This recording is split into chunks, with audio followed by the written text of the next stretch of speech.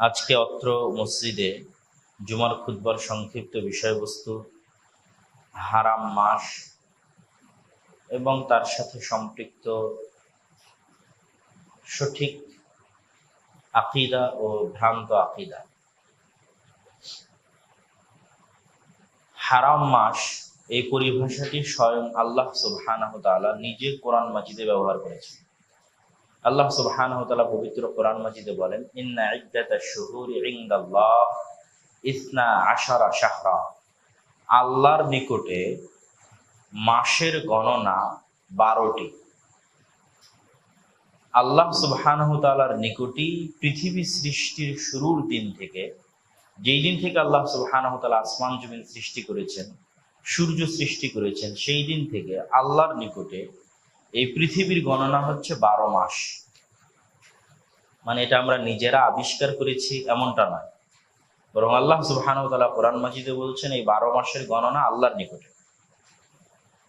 তন্মধ্যে আরবাআতুন হুরুম, 4টি মাস হচ্ছে হারাম মাস। এই 4টি মাসকে হারাম মাস বলার অর্থ হচ্ছে, হারাম শব্দের শাব্দিক অর্থ হচ্ছে নিষিদ্ধ। এমন 4টি মাস, যে 4টি মাসে অন্য মাসে যা করা হালাল, এই 4টি মাসে তা করা হারাম। যেমন মক্কার হারাম এরিয়া আছে, মদিনার হারাম এরিয়া আছে, নির্দিষ্ট এরিয়া যা আল্লাহ এবং আল্লাহ রসুলের পক্ষ থেকে হারাম ঘোষণা করা আছে। আবার হাজিরা এখন হজ করতে যাচ্ছে, তারা এহরাম বাঁধতেছে। এই সবগুলোর অর্থ সেম, একই। হাজিরা এহরাম বাঁধতেছে মানে তারা নিজের উপর এমন কিছু হালাল কাজ যা অন্য সময় হালাল ছিল, এহরাম বাঁধার পর তাদের উপর হারাম হয়ে যাবে, এই জন্য এটার নাম এহরাম। মক্কার হারাম এবং মদিনার হারাম এরিয়া মানে এই মক্কা এবং মদিনার এরিয়ার বাইরে এমন কিছু হালাল কাজ ছিল যা এই এরিয়াতে ঢুকলে হারাম হয়ে যাবে। ঠিক 4টি হারাম মাস মানে এই 4টি মাসের বাইরে এমন কিছু কাজ হালাল ছিল যা এই 4টি মাস আসলে হারাম হয়ে যাবে। তো এই 4টি মাসে কি হারাম হবে? 1 নম্বরে হারাম হবে যুদ্ধ বিগ্রহ। ইহরাম বাঁধলে এই যুদ্ধ বিগ্রহ অন্য সব মাসে হালাল। আর এই 4 মাসে হারাম মানে মুসলমানেরা নিজে থেকে যুদ্ধ এই 4 মাসে শুরু করতে পারবে না। তবে যদি তাদের উপর চাপিয়ে দেওয়া হয় তাহলে বাধ্যতামূলক অবস্থায় তারা কন্টিনিউ করবে। কিন্তু মুসলিম দেশ, মুসলিম কান্ট্রি, ইসলামী খেলাফা নিজে থেকে এই 4 মাসে যুদ্ধ শুরু করবে না। এই 4 মাসে যুদ্ধ বিগ্রহ হারাম, যা অন্য মাসে হালাল। হাজিরা এহরাম করলে অন্য সময় কি হালাল আর তাদের জন্য হারাম? যেমন নিজের নখ কাটা, চুল কাটা, বিবাহের প্রস্তাব দেওয়া, স্ত্রীর সাথে সাংসারিক জীবনে যাওয়া, এই জাতীয় অসংখ্য কাজ আছে যা স্বাভাবিক জীবনে হালাল, কিন্তু ইহরামের কাপড় পরিধান করার পর তা হারাম, এই জন্য ওটা ইহরাম। আবার মক্কা এবং মদিনার হারাম এরিয়ার মধ্যে প্রবেশ করলে কি হারাম? বাহিরে একটা গাছ কাটা হালাল, একটা পাখিকে শিকার করা হালাল, কিন্তু মক্কা এবং মদিনার এরিয়ার মধ্যে বিনা প্রয়োজনে কোনো গাছ কাটা, কোনো পাখিকে শিকার করা, যেগুলো বাইরে হালাল ছিল কিন্তু এই এরিয়ার মধ্যে হারাম। এবং এই হারাম শব্দের সাথে সম্মানও যুক্ত আছে, যে এই জায়গা, এই এরিয়া, এই মাস এবং এই কাজের সম্মানে এই জিনিসগুলো হারাম। হজের কাজের সম্মানে, মক্কা মদিনার সম্মানে, এই 4 হারাম মাসের সম্মানে, ঠিক তেমন মানুষের সম্মানে হারাম আছে। আল্লাহ নবী হারাম শব্দ ব্যবহার করেছেন, যে হারামুন আলাইকুম। মানুষের 3টে জিনিস অপর মানুষের উপর হারাম, নিষিদ্ধ। মানুষের মান সম্মান হারাম, মানুষের টাকা পয়সা হারাম, মানুষের জীবন, আত্মা, রূহ হারাম। তথা অপর মানুষের মান সম্মানে আঘাত দিতে পারবে না, গীবত, অপবাদ, পরনিন্দার মাধ্যমে। এক মানুষ আর এক মানুষের টাকা পয়সা জোরপূর্বক ছিনিয়ে নিতে পারবে না, এক মানুষ আর এক মানুষকে মারতে পারবে না, হত্যা করতে পারবে না। কেমন হারাম? রাসূল সাল্লাল্লাহু আলাইহি সাল্লাম বলছেন এই মক্কা শহর যেমন হারাম, এই 4 মাস যেমন হারাম তেমন হারাম। হাদিসের ভাষা, কাহুরমাতি ইয়াউমিকুম হাদা কাহুরমাতি বালাদিকুম হাদা কাহুরমাতি শাহরিকুম হাদা। আজকের দিন যেমন হারাম, আজকের এই মাস, যে মাসে আমি আজকে এখানে বক্তব্য দিচ্ছি, এই মাস যেমন হারাম, আজকের এই শহর মক্কা নগরী, এই মক্কা নগরী যেমন হারাম। এক মানুষের রক্ত, এক মানুষের ইজ্জত সম্মান এবং এক মানুষের টাকা পয়সা আর এক মানুষের উপর অনুরূপে হারাম। তাহলে মোটামুটি এই হারাম 4টি মাসের কনসেপ্ট আমাদের কাছে পরিষ্কার। তাহলে এই 4টা হারাম মাস কি কি? পরপর 3 মাস, যুলকাআদা, যুলহিজ্জাহ এবং মুহররম, পরপর 3 মাস। আর ভিন্নভাবে রজব, ওটা এর সাথে পরপর নয়। আর এই 3টা পরপর, এই 3টা পরপর কি জন্য? আর এক্স্যাক্টলি যুদ্ধ বিগ্রহ কি জন্য নিষিদ্ধ? কেননা এই 3 মাসে একজন হাজিকে তার দেশ থেকে সফর করে হজ সম্পন্ন করে তার দেশে পুনরায় নিরাপদে ফিরে যেতে ন্যূনতম 3 মাস লাগবে। এই জন্য এই 3 মাসে কোনো মুসলিম দেশ, কোনো মুসলিম খলিফা নিজে থেকে যুদ্ধ শুরু করতে পারবে না, যেন হাজিদের হজ করতে বাধাগ্রস্ত না হয়। এই জন্য এই 3টা মাস হারাম। যুদ্ধ বিগ্রহ নিষিদ্ধ এই 3 মাসে, শুধু হজ ব্যবস্থাকে নিরাপদ করার জন্য। তবে মুসলমানদের উপর কেউ জোরপূর্বক যুদ্ধ চাপিয়ে দিলে সে কন্টিনিউ করবে। তাহলে যুলহজ মাসে আমরা হজ করতেছি, তার আগের মাস যুলকাআদাতে আমরা হজের জন্য রওনা দিব, আর তারপরের মুহররম মাসে আমরা হজ থেকে ফিরে আসবো। যদিও এখনকার বিমানের যুগে হয়তো এত লম্বা সময় লাগবে না, কিন্তু স্বাভাবিক সময়কে আমরা কল্পনা করে এই 3 মাসকে হারাম এবং নিষিদ্ধ ঘোষণা করা আছে। আর ভিন্নভাবে রজবকে নিষিদ্ধ ঘোষণা করা আছে। পরবর্তীতে কখনো যদি মানুষ শুধু ওমরা করার জন্য মক্কায় আসতে চায়, তাহলে সেই মাসকে ব্যবহার করবে। সেই মাসে ইসলামী শাসন ব্যবস্থা থাকলে ঘোষণা দিয়ে যুদ্ধ বন্ধ করা হয়, যে গোটা দেশ, রাস্তাঘাট সবকিছু নিরাপদ, ওমরাকারীরা তোমরা আসো, মক্কা থেকে ওমরা করে ফিরে যাও রজব মাসে। এই গেল মোটামুটি হারাম মাসের কনসেপ্ট। এই হারাম 4টি মাসের মর্যাদা আরো বিভিন্নভাবে আছে। তার মধ্যে যেহেতু এই পুরো 4টি মাসকে হারামি করা হয়েছে মক্কা কেন্দ্রিক, হজ কেন্দ্রিক, এবং এই হজটা আমরা সম্পূর্ণ করি যুলহজ মাসে এবং যুলহজ মাসের প্রথম 10 দিনে। এবং যুলহজ মাসের এই প্রথম 10 দিন পৃথিবীর সর্বশ্রেষ্ঠ 10 দিন, পৃথিবীর সর্বশ্রেষ্ঠ 10 রাত, রমাজানের শেষ 10 রাত। কিন্তু দিন হিসেবে রমাজানের দিনের চাইতেও শ্রেষ্ঠ দিন যুলহজ মাসের 10 দিন। দিন হিসেবে রমাজানের দিনের চাইতেও শ্রেষ্ঠ দিন যুলহজ মাসের 10 দিন। এই 10 দিনের মধ্যে সর্বশ্রেষ্ঠ দিন হচ্ছে আরাফার দিন। আর এই 10 দিনের মধ্যে সবচেয়ে মহান মর্যাদামণ্ডিত দিন হচ্ছে ঈদুল আজহার দিন।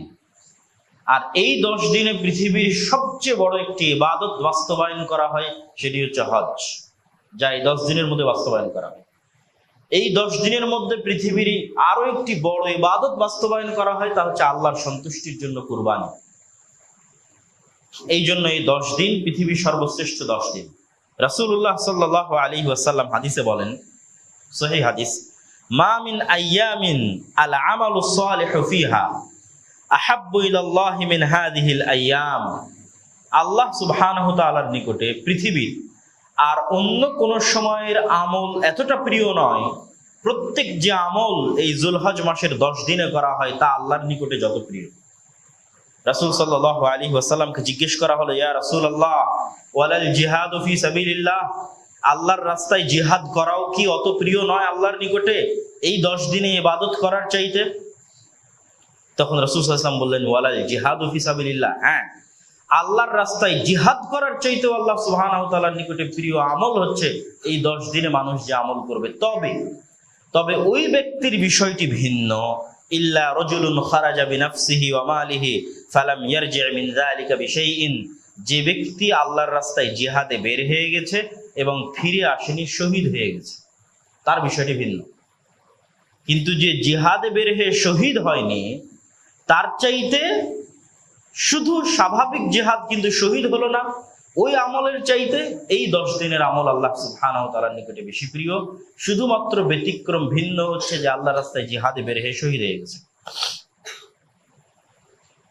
রাসূলুল্লাহ সাল্লাল্লাহু আলাইহি ওয়াসাল্লাম এই 10 দিনে 9 দিনই সিয়াম পালন করতেন। যেমন রাসূলুল্লাহ সাল্লাল্লাহু আলাইহি ওয়াসাল্লামের স্ত্রীদের থেকে বর্ণিত, কানা নবী সাল্লাল্লাহু আলাইহি ওয়াসাল্লাম ইয়াসুমু তিসআ যিল হজ্জা, রাসূল সাল্লাল্লাহু আলাইহি ওয়াসাল্লাম জিলহজ মাসের 9 দিন সিয়াম পালন করতেন। ওয়া ইয়াউমা আশুরা, আশুরার দিন সিয়াম পালন করতেন। ওয়া সালাসাতু আইয়ামিন মিন কুল্লি শাহর, এবং প্রত্যেক মাসের 3 দিন সিয়াম পালন করতেন, এবং প্রত্যেক সপ্তাহে 2 দিন সিয়াম পালন করতেন, সোমবার এবং বৃহস্পতিবার। তো এই নফল সিয়ামের লিস্টে যুলহজ মাসের প্রথম 9 দিন আছে। রাসূল সাল্লাল্লাহু আলাইহি ওয়াসাল্লাম স্বাভাবিকভাবে নিয়মিত যে নফল সিয়ামগুলো পালন করতেন তার মধ্যে যুলহজ মাসের প্রথম 9 দিন আছে। আর আশুরার সিয়াম, সেটিও কিন্তু আমাদের এই 4 হারাম মাসের অন্তর্ভুক্ত।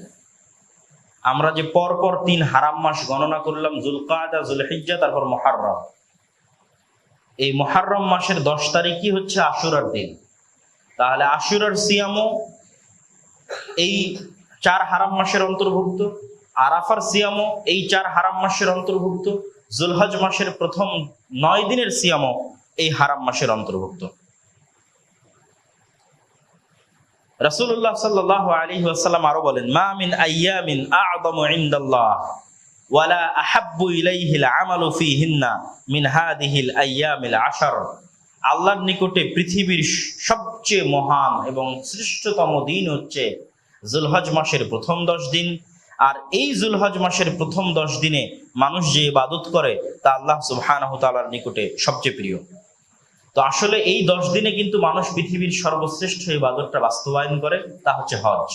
তো আমরা যারা হজে যেতে পারিনি, আমরা এই 10 দিনের প্রথম 9 দিনে সিয়াম পালন করতে পারি, দান করতে পারি, তাসবিহ, তাহলিল, ইস্তিগফার, সাদাকা ইত্যাদির মাধ্যমে আমরা এই 9 দিনের গুরুত্ব বাস্তবায়ন করতে পারি।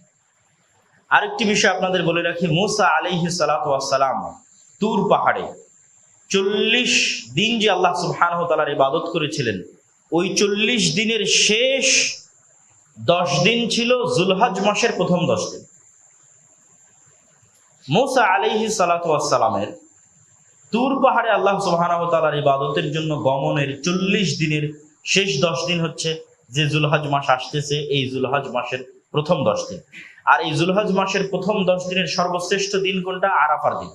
রাসূলুল্লাহ সাল্লাল্লাহু আলাইহি ওয়াসাল্লাম বলেন, ইয়াউম আরাফা, যে ব্যক্তি মান সামা ইয়াউম আরাফা, যে ব্যক্তি আরাফার দিন সিয়াম পালন করবে, আল্লাহ সুবহানাহু ওয়া তাআলা তার অতীতের 1 বছর এবং পরবর্তী 1 বছরের গুনাহকে আল্লাহ সুবহানাহু ওয়া তাআলা মাফ করে দেবেন।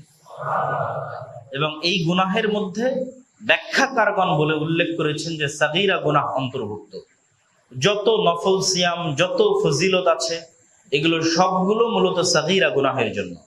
আর কবিরা গুনাহের জন্য তওবা জরুরি, আলাদাভাবে আল্লাহ সুবহানাহু ওয়া তাআলার নিকটে ওই কবিরা গুনাহের জন্য তওবা করা জরুরি, সম্পূর্ণ ভিন্নভাবে। আর স্বাভাবিক এই সিয়ামের মাধ্যমে মানুষের সাগীরা গুনাহগুলো ক্ষমা হয়ে যাবে। আল্লাহ সুবহানাহু ওয়া তাআলা আরাফার দিন যত বেশি পরিমাণ মানুষকে জাহান্নামের আগুন থেকে মুক্তি দিয়ে থাকেন, আর পৃথিবীর কোনো দিন অত বেশি পরিমাণ মানুষকে জাহান্নামের আগুন থেকে মুক্তি দিয়ে থাকেন না। এই জন্য এই 10 দিনের শ্রেষ্ঠতম দিন হচ্ছে আরাফার দিন। সম্মানিত উপস্থিতি, এই 10 দিনের সাথে এই 4 হারাম মাসের সাথে সম্পৃক্ত আরেকটি ইবাদত যা একটু উল্লেখ করে আমরা আবার বিরতি দিয়েছি, সেটি হচ্ছে মুহররম মাসের 10 তারিখ আশুরার সিয়াম। এই মুহররম মাসের 10 তারিখের আশুরার সিয়ামের মূল কারণ হচ্ছে ফিরআউনের ডুবে যাওয়া এবং মুসা আলাইহিস সালাতু ওয়াস সালামের মুক্তি পাওয়া। এই কারণেই রাসূল সাল্লাল্লাহু আলাইহি ওয়াসাল্লাম এই দিনে সিয়াম পালন করেছেন। তিনি যখন মক্কা থেকে মদিনায় হিজরত করলেন, মদিনায় ইহুদিরা, মক্কায় ইহুদিরা থাকতো না, সব কুরাইশ মুশরিক। মদিনায় আহলুল কিতাবদের বসবাস ছিল। ইহুদিদেরকে তিনি যখন দেখলেন তারা আশুরার দিন সিয়াম পালন করছে, ইহুদিরা আজকে এই দিনকে তাদের ভাষায় বলে ইয়ম কিপ্পুর। গুগলে যদি কেউ গিয়ে সার্চ দেয় যে ইয়ম কিপ্পুর, তাহলে ওটা ওই দিন যেই দিন আশুরার দিন। তো রাসূল সাল্লাল্লাহু আলাইহি ওয়াসাল্লাম তাদের জিজ্ঞেস করলেন, তোমরা এই দিনে কিসের সিয়াম পালন করছো? তো এই দিনে আল্লাহ সুবহানাহু ওয়া তাআলা মূসা আলাইহিস সালাতু ওয়াস সালামকে মুক্তি দিয়েছিলেন ফেরাউনের কবল থেকে। তার শুকরিয়া স্বরূপ মূসা আলাইহিস সালাম সিয়াম পালন করতেন, তাই আমরা পালন করি। তো উত্তরে মুহাম্মদ সাল্লাল্লাহু আলাইহি সাল্লাম বললেন, আমি তো এই শুকরিয়া আদায়ের আরো বেশি হকদার, আমার আরো বেশি দায়িত্ব এই দিনের শুকরিয়া আদায় করা, এই জন্য আমিও সিয়াম পালন করব। কিন্তু তাকদীরের লিখনী অনুযায়ী ভাগ্যক্রমে রাসূল সাল্লাল্লাহু আলাইহি ওয়াসাল্লামের মৃত্যুর বহু পরে ওই দিনে রাসূল সাল্লাল্লাহু আলাইহি সাল্লামের নাতি হুসাইন রাদিয়াল্লাহু তাআলা আনহু শহীদ হন। রাসূল সাল্লাল্লাহু আলাইহি ওয়াসাল্লামের মৃত্যুর মাধ্যমে ওহী বন্ধ হয়ে গেছে। তার মানে আল্লাহর নবীর মৃত্যুর পরের কোনো ঘটনাই শরীয়তের অন্তর্ভুক্ত হওয়ার সুযোগ নাই। তাহলে যেই ঘটনা আল্লাহর নবীর মৃত্যুর পরে সংঘটিত হয়েছে বহুদিন পরে, সেটা কোশ্চিনকালেও শরীয়তের অন্তর্ভুক্ত হতে পারে না। রাসূল সাল্লাল্লাহু আলাইহি ওয়াসাল্লাম এই দিনকে শরীয়তের অন্তর্ভুক্ত করেছেন মূসা আলাইহিস সালাতু ওয়াস সালামের মুক্তির কারণে। এবং আমাদের এটা মনে রাখতে হবে যে পৃথিবীর যে তিনটি আসমানি ধর্ম আছে, এই তিনটি আসমানি ধর্মের মধ্যে অনেক সিমিলারিটিজ আছে, এবং এই তিনটি আসমানি কিতাবের মধ্যে অনেক সিমিলারিটিজ আছে। হয়তো বিস্তারিত তাফসিল বা ব্যাখ্যায় সূক্ষ্ম বর্ণনায় কম বেশি হতে পারে, কিন্তু মূল সারমর্ম অনেক মিলবে। যেমন নবীদের নাম মিলবে, তাওরাতে নবীদের যে নাম আছে, ইনজিলে নবীদের যে নাম আছে, কোরআনে হুবহু নবীদের ওই নামই আছে। হয়তো হিব্রু, ইংরেজি এবং আরবির উচ্চারণের পার্থক্য আছে। আমরা হয়তো বলছি ইব্রাহিম, তারা হয়তো বলছে আব্রাহাম।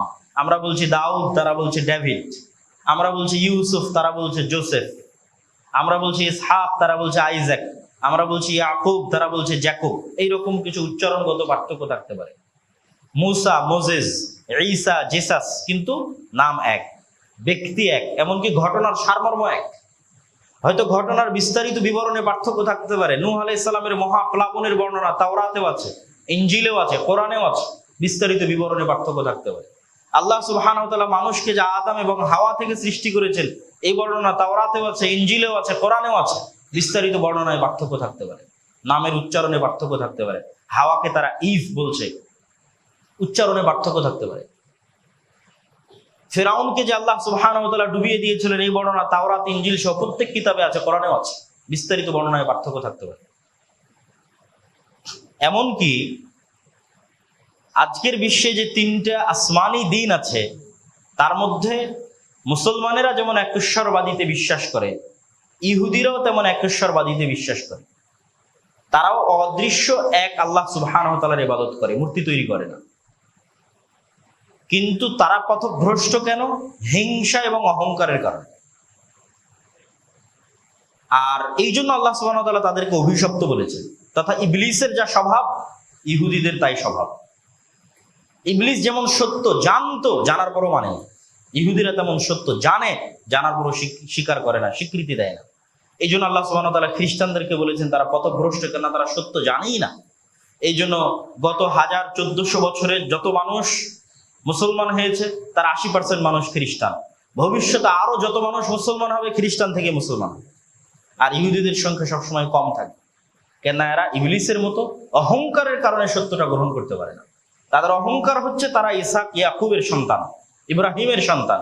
তারা চোজেন বাই দ্য গড, আল্লাহ সুবহানাহু ওয়া তাআলা কর্তৃক বাছাইকৃত, তারা আল্লাহর পুত্র। নাউজুবিল্লাহ। এই জন্য তারা সকল মানুষকে হত্যা করতে পারবে, সকল মানুষের স্ত্রী তাদের জন্য হালাল। নাউজুবিল্লাহ। তো এখন মুহাম্মদ সাল্লাল্লাহু আলাইহি ওয়াসাল্লাম তো মক্কা থেকে দাবি করতেছে, আমিও ইব্রাহিমের সন্তান। তুমি যে ইব্রাহিমের সন্তান হিসেবে গর্ববোধ করছো, অহংকার করছো, অহংকারে ফেটে পড়তেছো, আমি মুহাম্মদ ইব্রাহিমের সন্তান। এই জিনিসটাই তাদের সহ্য নয়, যে আমি যে সম্মান মর্যাদার দাবিদার, এই সম্মান মর্যাদার দাবিদার আরেকজন হবে, বংশগতভাবে ব্লাডলি, রক্তগত কানেক্টেড আরেকজন মক্কা থেকে দাঁড়িয়ে বলবো আমিও ইব্রাহিমের সন্তান। এই জন্য এই জিনিসটা তারা চেপে রাখতে চায়, যে আমরা যে মিল্লাতে ইব্রাহিমের অনুসারী, এটা চেপে রাখতে চায়। আপনি যে কোনো ইহুদিকে যদি জিজ্ঞেস করেন কাবা ঘর কে তৈরি করেছে, তারা বলবে মুহাম্মদ সাল্লাল্লাহু আলাইহি ওয়াসাল্লাম তৈরি করেছে। অথচ কাবা ঘর কে তৈরি করেছে? ইব্রাহিম আলাইহিস সালাম তৈরি করেছে। আমরা হজ করতে গিয়ে যত ইবাদত করছি, একটা ইবাদত তো মুহাম্মদ সাল্লাল্লাহু আলাইহি ওয়াসাল্লামের সুন্নাত নয়, সব ইব্রাহিম আলাইহিস সালামের সুন্নাত। সাফা এবং মারওয়ায় মুহাম্মদ সাল্লাল্লাহু আলাইহি ওয়াসাল্লাম দৌড়াননি, ইব্রাহিম আলাইহিস সালামের স্ত্রী দৌড়িয়েছেন, তাই মুহাম্মদ সাল্লাল্লাহু আলাইহি ওয়াসাল্লাম দৌড়িয়েছেন। কাবা ঘর ইব্রাহিম আলাইহিস সালাম তৈরি করেছেন। মিনাতে ইব্রাহিম আলাইহিস সালাম পাথর নিক্ষেপ করেছেন, তাই মুহাম্মদ সাল্লাল্লাহু আলাইহি ওয়াসাল্লাম পাথর নিক্ষেপ করেছেন। পুরো হজ কেন্দ্রিক যা হচ্ছে সব ইব্রাহিম আলাইহিস সালামের সুন্নাত। এই জন্য আমরা হচ্ছে মিল্লাতে ইব্রাহিমের প্রকৃত দাবিদার। সম্মানিত উপস্থিতি, তো আমরা যে বিষয়টা আলোচনা করছিলাম যে এই জন্যই মুসা আলাইহিস সালামের মুক্তিতে মুহাম্মদ সাল্লাল্লাহু আলাইহি ওয়াসাল্লাম নিজেকে দাবি করলেন যে আমি বেশি হকদার এই দিনে সিয়াম পালন করার এবং আল্লাহর শুকরিয়া আদায় করার। কিন্তু দুঃখজনক হলো সত্য কি, যে আমরা আমাদের একদল মানুষ সেই দিনে হুসাইন রাদিয়াল্লাহু তাআলা আনহুর মৃত্যুকে সামনে রেখে শোকের যে প্রদর্শন, এটা কোনো মতেই ইসলাম সমর্থন করতে পারে না। কেন? হোসেন রাদিয়াল্লাহু তাআলা আনহুর মৃত্যু অবশ্যই কষ্টদায়ক, কিন্তু হোসেন রাদিয়াল্লাহু তাআলা আনহুর পূর্বে তার পিতা আলী বিন আবি তালেবকেও মানুষ হত্যা করেছে রাদিয়াল্লাহু তাআলা। আলী বিন আবি তালেবের পূর্বে আলী বিন আবি তালেব রাদিয়াল্লাহু তাআলা আনহুর চেয়ে শ্রেষ্ঠ উসমান গনি রাদিয়াল্লাহু তাআলা আনহু, তাকে মানুষ হত্যা করেছে। উসমান গনির পূর্বে তার চেয়ে শ্রেষ্ঠ ওমর ইবনুল খাত্তাব রাদিয়াল্লাহু তাআলা আনহু, তাকে মানুষ হত্যা করেছে। তাহলে ওমর ইবনুল খাত্তাবের মৃত্যুতে শোক পালন করলাম না, উসমান গনির মৃত্যুতে শোক পালন করলাম না, আলী বিন আবি তালেবের মৃত্যুতে শোক পালন করলাম না, তাহলে হুসাইন রাদিয়াল্লাহু তাআলা আনহুর মৃত্যুতে কেন শোক পালন করব? এটা হচ্ছে মাত্রাতিরিক্ত ভালোবাসা প্রদর্শন। এবং আলে বাইতকে এই ভালোবাসা প্রদর্শনের হাতিয়ার হিসেবে ব্যবহার করা হয়। আলে বাইত কারা? আমরা কি আলে বাইতকে ভালোবাসি না? অবশ্যই ভালোবাসি। আল্লাহুম্মা সাল্লি আলা মুহাম্মাদিন ওয়া আলা আলি মুহাম্মাদ কামা সাল্লাইতা আলা ইব্রাহিম ওয়া আলা আলি ইব্রাহিম ইন্নাকা হামিদুম মাজিদ। আল্লাহুম্মা বারিক আলা মুহাম্মাদ ওয়া আলা আলি মুহাম্মাদ কামা বারাকতা আলা ইব্রাহিম ওয়া আলা আলি ইব্রাহিম ইন্নাকা হামিদুম মাজিদ। হে আল্লাহ, আপনি রহমত এবং বরকত নাজিল করুন আলে মুহাম্মদ, মুহাম্মদ সাল্লাল্লাহু আলাইহি ওয়াসাল্লামের পরিবারের উপর, যেমন রহমত এবং বরকত আপনি নাজিল করেছেন ইব্রাহিম আলাইহিস সালাতু ওয়াসসালামের পরিবারের উপর। তাহলে এখানে তো আলে বাইতকে ভালোবাসা প্রদর্শন করা হচ্ছে দরুদের মধ্যে। মুহাম্মদ সাল্লাল্লাহু আলাইহি ওয়াসাল্লামের পরিবার বর্গের প্রতি রহমত এবং বরকতের জন্য দোয়া করা হচ্ছে। আর মুহাম্মদ সাল্লাল্লাহু আলাইহি ওয়াসাল্লামের পরিবার কি শুধু হুসাইন রাদিয়াল্লাহু তাআলা আনহু এবং তার সন্তানেরা? জি না, মুহাম্মদ সাল্লাল্লাহু আলাইহি ওয়াসাল্লামের স্ত্রীরাও তার পরিবারের অন্তর্ভুক্ত। আয়েশা রাদিয়াল্লাহু তাআলা আনহা তার পরিবারের অন্তর্ভুক্ত। তাহলে আয়েশা রাদিয়াল্লাহু তাআলা আনহাকে গালি দিয়ে কিভাবে আপনি আলে বাইতের ভালোবাসার দাবি করতে পারেন? এটা অসম্ভব, এটা মিথ্যা দাবি। আপনি আলে বাইতকে টার্ম কার্ড হিসেবে ব্যবহার করলেন, ব্যবহার করে শুধু হুসাইন রাদিয়াল্লাহু তাআলা আনহুর পরবর্তী সন্তানদের প্রতি ভালোবাসা প্রদর্শন করছেন, আর আমাকে আলে বাইতের শত্রু বানিয়ে দিলেন। কিন্তু আপনি যে আয়েশা রাদিয়াল্লাহু তাআলা আনহাকে গালি দিচ্ছেন, তো আয়েশা রাদিয়াল্লাহু তাআলা আনহা যে আল্লাহর নবীর স্ত্রী, তিনিও তো আলে বাইত। রাসূল সাল্লাল্লাহু আলাইহি ওয়াসাল্লামের চাচা আব্বাস ইবনে আব্দুল মুত্তালিব, তার সন্তান আব্দুল্লাহ বিন আব্বাস, তারা আলুল বাইত। রাসূল সাল্লাল্লাহু আলাইহি ওয়াসাল্লামের চাচা আবু তালেবের ছেলে আলী ইবনে আবি তালেবের আপন ভাই জাফর ইবনে আবি তালেব, যিনি মুতার যুদ্ধে শহীদ হয়েছেন। পরপর তিনজন যারা মুতার যুদ্ধে যাদেরকে আল্লাহর নবী সেনাপতির দায়িত্ব দিয়েছিলেন এবং শহীদ হয়েছিলেন, তাদের মধ্যে একজন জাফর ইবনে আবি তালেব, যিনি আলী ইবনে আবি তালেবের আপন ভাই, রাসূল সাল্লাল্লাহু আলাইহি ওয়াসাল্লামের চাচা আবু তালেবের সন্তান।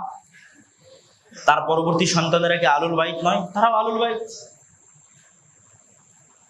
আপনি শুধু রাসূল সাল্লাল্লাহু আলাইহি ওয়াসাল্লামের একজন কন্যা ফাতেমা রাদিয়াল্লাহু তাআলা আনহার সন্তানদের ভালোবাসলেন, উসমান রাদিয়াল্লাহু তাআলা আনহুর প্রতি বিদ্বেষ পোষণ করলেন, ক্ষোভ ঝাড়লেন।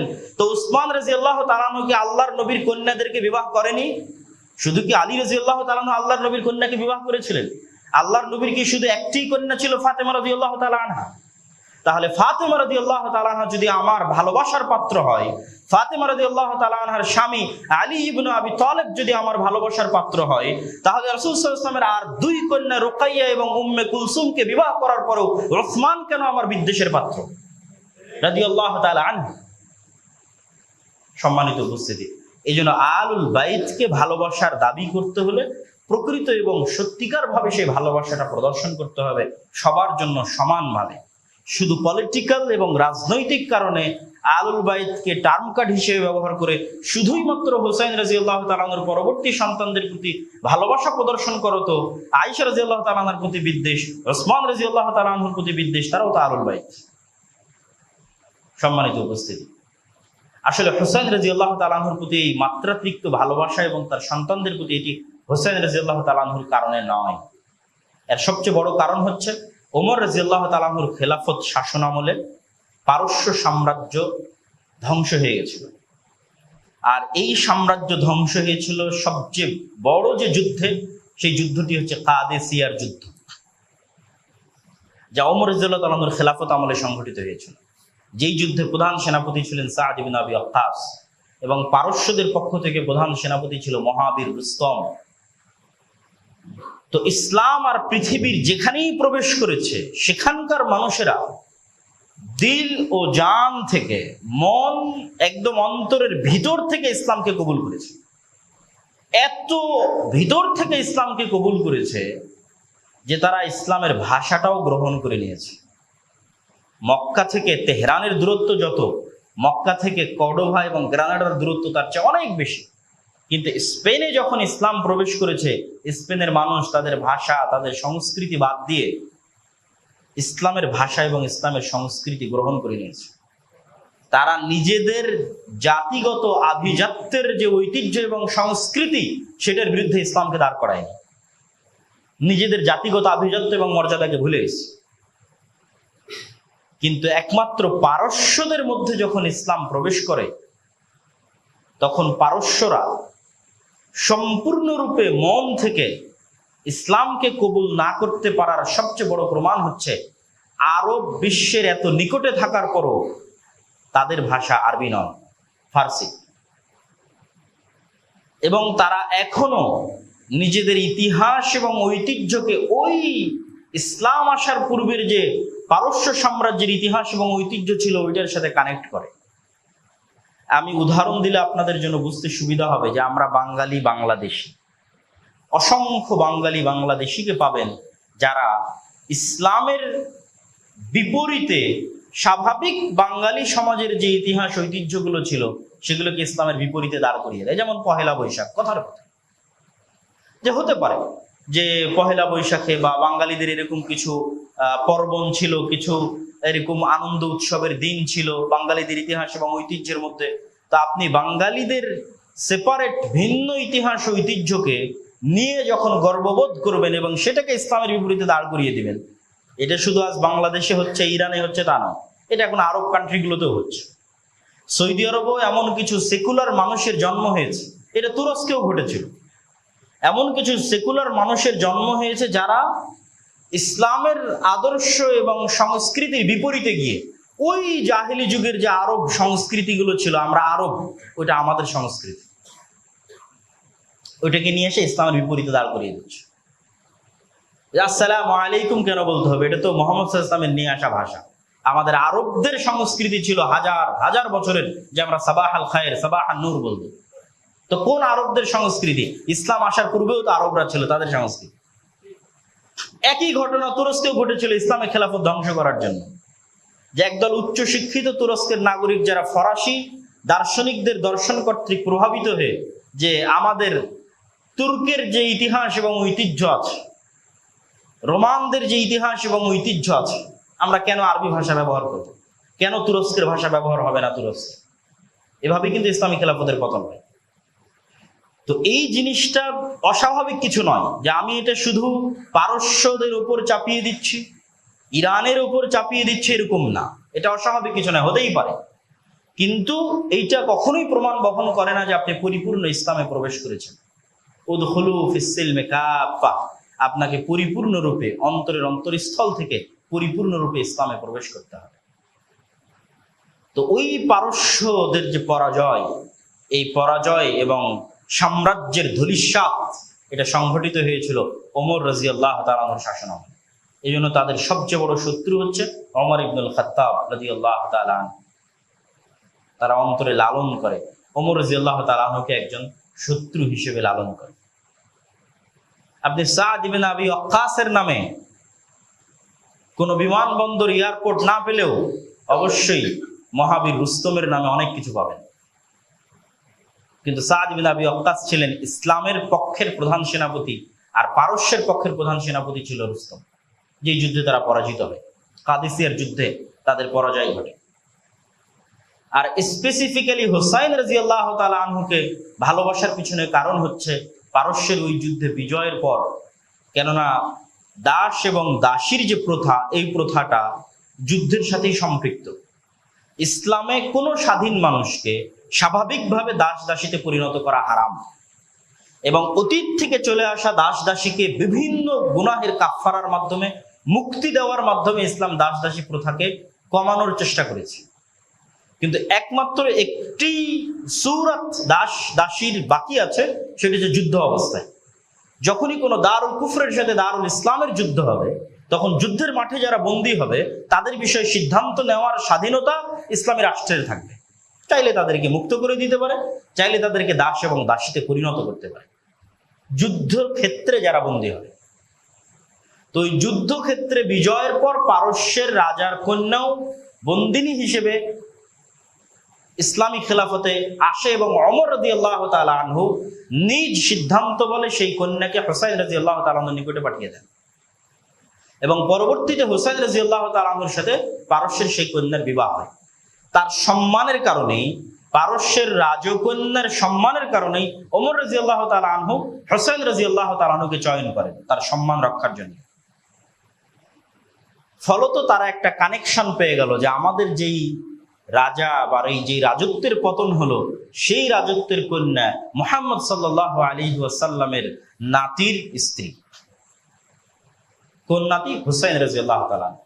অতএব এটাকেই পলিটিক্যাল এবং এটাকেই মেন্টালি, সাইকোলজিক্যালি কিভাবে এটার প্রচার করা যায় এবং এটার প্রচারের উপর ভিত্তি করে আর বাকিদেরকে দুশমন এবং শত্রু বানানো যায়, এই যে এক আকীদার এক ভয়ঙ্কর খেলা, সেটা শুরু হয়।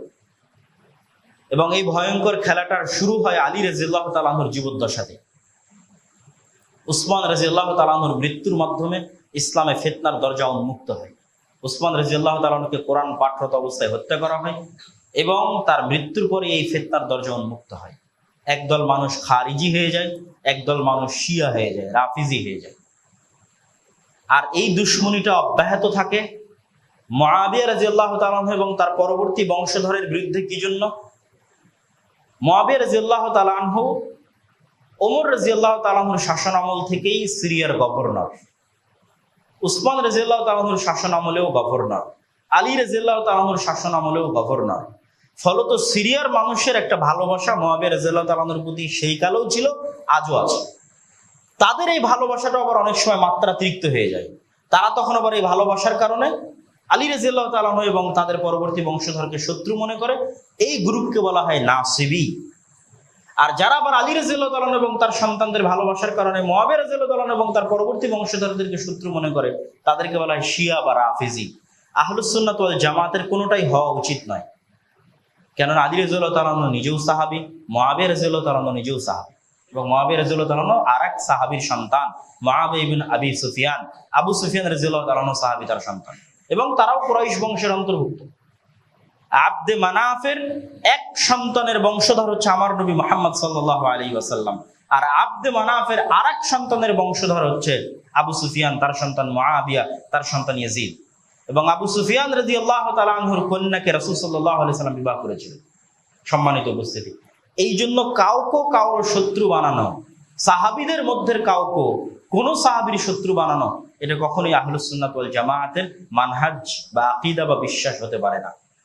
মুআবিয়া রাদিয়াল্লাহু তাআলা আনহুর একটা সিজদা যা তিনি রাসূল সাল্লাল্লাহু আলাইহি ওয়াসাল্লামের সাথে দিয়েছেন, তা আমার সারা জীবনের আমলের চেয়ে আল্লাহর নিকটে প্রিয় হতে পারে। এবং আমার এই বক্তব্যের একদম শেষের দিকে এসে আমি এতটুকু সারমর্ম আপনাদের সামনে বলে যাই যে আজকের আপনি খ্রিস্টানদের যে কোনো প্রতিষ্ঠান দেখবেন, এই প্রতিষ্ঠানগুলো তারা কাদের সম্মানে, কাদের নামে নামকরণ করছে। সব ঈসা আলাইহিস সালাতু ওয়াস সালামের সাথে যে শ্রেষ্ঠতম 12 জন হাওয়ারি ছিল, তাদের নামে তারা তাদের বিভিন্ন প্রতিষ্ঠানের, সেন্ট পল, বিভিন্ন প্রতিষ্ঠানের নামকরণ করছে এবং তাদেরকে সম্মানের সাথে স্মরণ করছে। ইহুদিরা মুসা আলাইহিস সালাতু ওয়াস সালাম এবং তার সাথে যারা ছিল, তার সহকারী সহযোগী, তাদেরকে সম্মান এবং ভালোবাসার সাথে স্মরণ করছে। আর আমরা যদি মুসলমান হিসেবে তাদেরকেই পৃথিবীর সবচেয়ে খারাপ বানিয়ে দিই, পৃথিবীর সবচেয়ে নিকৃষ্ট জঘন্য বানিয়ে দিই, যারা রাসূল সাল্লাল্লাহু আলাইহি ওয়াসাল্লামের সাথে সকাল সন্ধ্যা উঠা বসা করতেন, যারা রাসূল সাল্লাল্লাহু আলাইহি ওয়াসাল্লামের স্ত্রী ছিলেন, যারা রাসূল সাল্লাল্লাহু আলাইহি ওয়াসাল্লামের জামাই ছিলেন, যারা রাসূল সাল্লাল্লাহু আলাইহি ওয়াসাল্লামের শ্বশুর ছিলেন, যাদের সাথে থাকতেন, উঠতেন, বসতেন, খেতেন, বিছানায় শুইতেন, তাদেরকে আমরা বানিয়ে দিলাম পৃথিবীর সবচেয়ে নিকৃষ্ট মানুষ। তাহলে আমরা তো ইহুদি খ্রিস্টানদের চেয়ে তো খারাপ হয়ে গেলাম। ইহুদি খ্রিস্টানরা অন্তত তাদের নবীর সাথে যারা ছিল তাদের অন্তত সম্মানটা রক্ষা করেছে।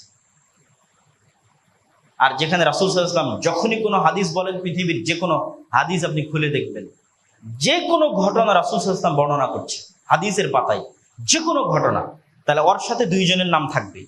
যেমন এমনি একটা ঘটনা যে আল্লাহ নবী ওখানে যাচ্ছেন, আল্লাহ নবী আজ এখানে আসলেন, আল্লাহ নবী আজ ওখানে খেতে গেলেন, আল্লাহ নবী আজ ওখানে বসলেন, তো তার সাথে আর দুইজনের নাম থাকবে, দাখালা মুহাম্মদ ও আবু বকর ও ওমর রাদিয়াল্লাহু তাআলা আনহু।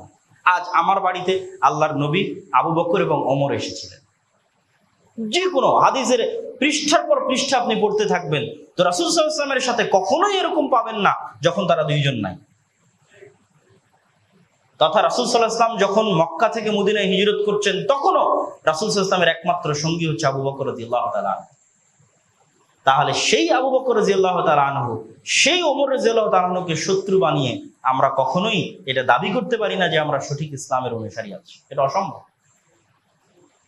তো আল্লাহ সুবহানাহু ওয়া তাআলা আমাদেরকে এই যে 4টি হারাম মাস, পুরো বক্তব্যের যদি আমি আপনাদের সামনে সারাংশ করতে চাই, তাহলে আমরা যে মাসে অবস্থান করছি, যে মাস আসবে, তারপরের মাস, এই 4টি মাস, এই 3টি মাস হারাম, আর আলাদাভাবে রজব মাস হারাম। এই হারাম মাসগুলোর মধ্যে মর্যাদা এবং সম্মানের কারণে হারাম করা হয়েছে। মানুষ যেন মক্কায় হজ করতে যেতে পারে, এই কারণে হারাম করা হয়েছে। এর মধ্যে বড় বড় ইবাদত কি সংঘটিত হয়? হজ সংঘটিত হয়। এবং জিলহজ মাসের প্রথম 10 দিন পৃথিবীর শ্রেষ্ঠতম 10 দিন। তার মধ্যে বড় ইবাদত কি? আরাফার দিনের সিয়াম পালন করা, হজ পালন করা, কুরবানি দেওয়া, এগুলো হচ্ছে বড় ইবাদত। এবং এর অধিকাংশই হচ্ছে ইব্রাহিম আলাইহিস সালাতু ওয়াস সালামের সুন্নাত। আমরা মিল্লাতে ইব্রাহিমের দাবিদার হিসেবে সেটা পালন করি। এবং রাসূল সাল্লাল্লাহু আলাইহি ওয়াসাল্লাম এই 9 দিনে সিয়াম পালন করতেন এবং আরো বিভিন্ন ধরনের ইবাদত করতেন। আর তারপরের যে মাস মুহররম, সেটাতে আছে আশুরা, যেই 10 তারিখে আল্লাহ সুবহানাহু ওয়া তাআলা মুসা আলাইহিস সালাতু ওয়াস সালামকে নাজাত এবং মুক্তি দিয়েছিলেন, তার সন্তুষ্টি স্বরূপ ওই দিনও সিয়াম পালন করতে হবে। জিলহজ মাসের আরাফার দিন সিয়াম পালন করতে হবে এবং এই প্রথম 9 দিনের সিয়াম পালন করার চেষ্টা করতে হবে।